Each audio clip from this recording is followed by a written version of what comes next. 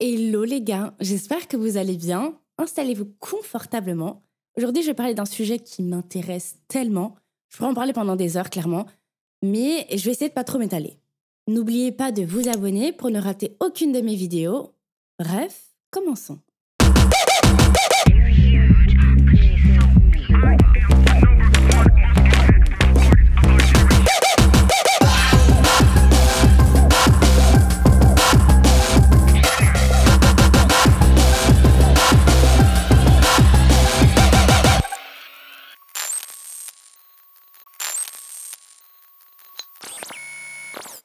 J'ai eu l'idée de parler de misogynie dans le monde de la musique après le backlash, l'harcèlement, qu'a subi la chanteuse Aya Nakamura.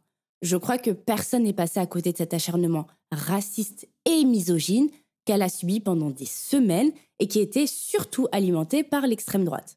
C'est quoi le problème? Pourquoi pas? Le choix politique, c'est de dire on veut représenter donc la France multiculturelle, on veut représenter, pardon, mais excusez-moi, la France qui ne chante pas français. Parce que cette chanteuse, on aime ou on n'aime pas, mais elle ne chante pas en français.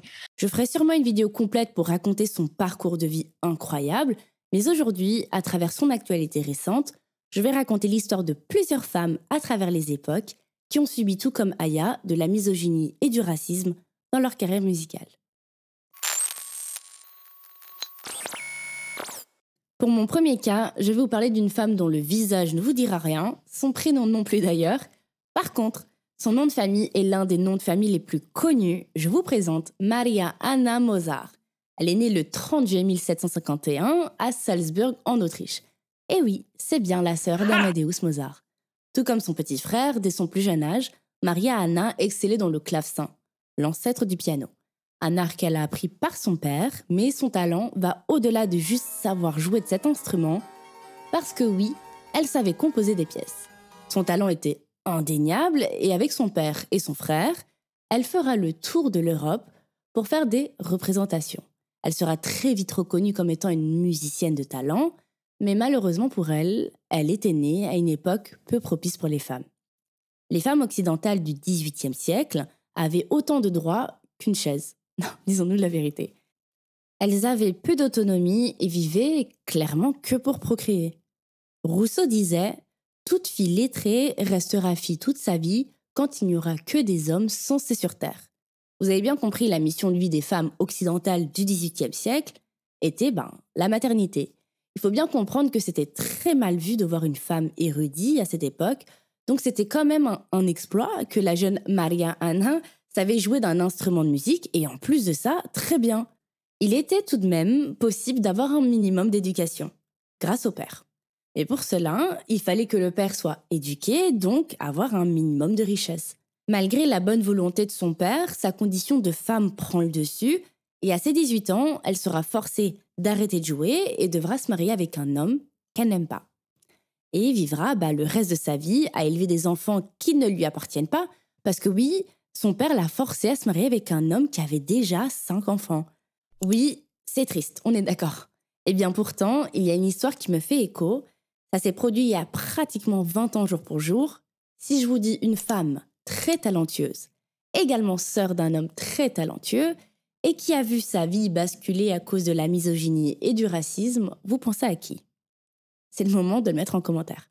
Pour ceux qui l'auraient deviné, je parle bien de Janet Jackson. Bien que la condition des femmes s'est nettement améliorée avec les siècles, heureusement, la misogynie persiste toujours, mais sous différentes formes. C'est plus vicieux. On est le 1er février 2004 et un événement extrêmement populaire aux États-Unis se déroule, le Super Bowl. Un événement à la hauteur de la Coupe du Monde de football pour nous.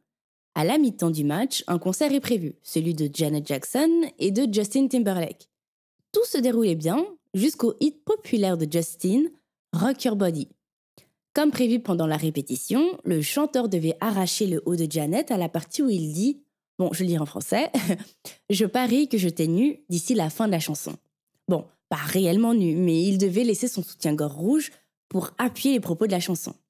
Mais à ce moment bien précis, Justin tire trop fort et laisse apparaître le sein de Janet Jackson devant des milliers de téléspectateurs et des millions de téléspectateurs.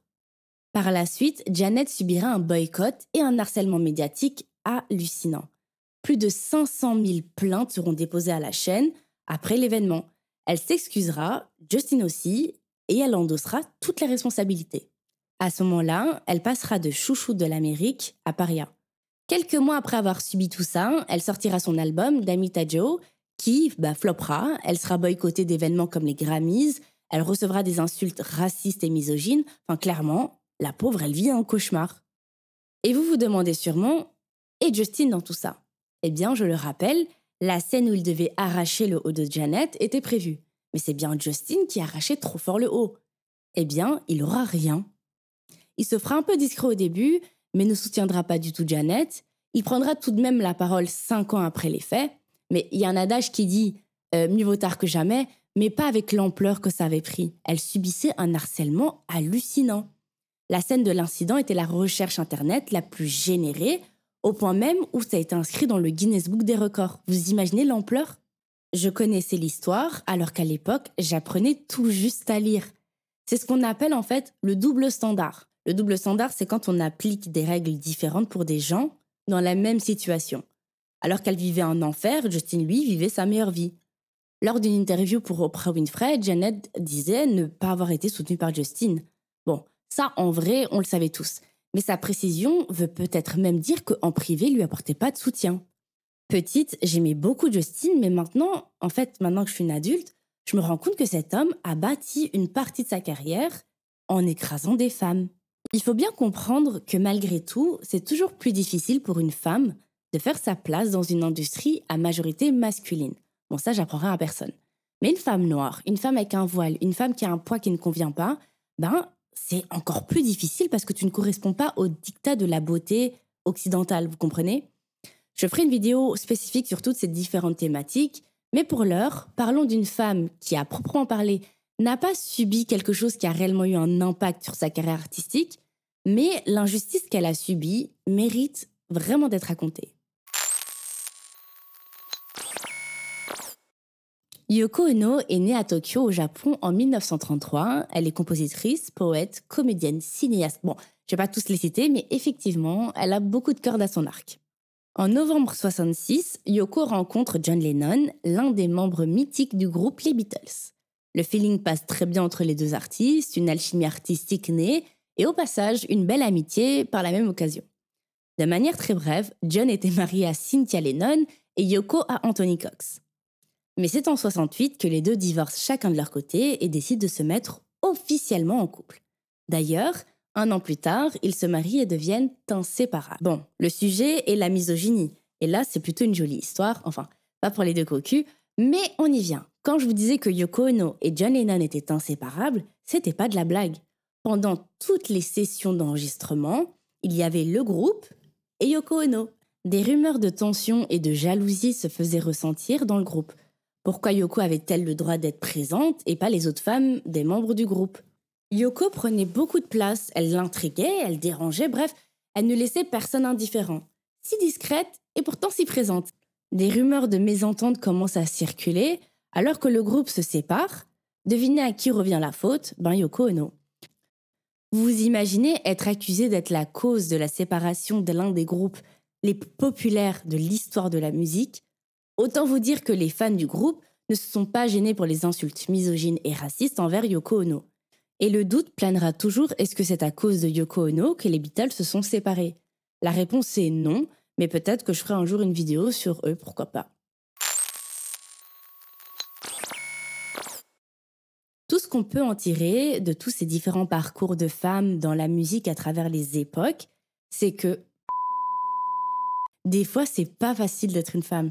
Il y a un vrai travail qui a déjà commencé, ne soyons pas défaitistes, mais il y a encore beaucoup de choses à faire pour régler la situation.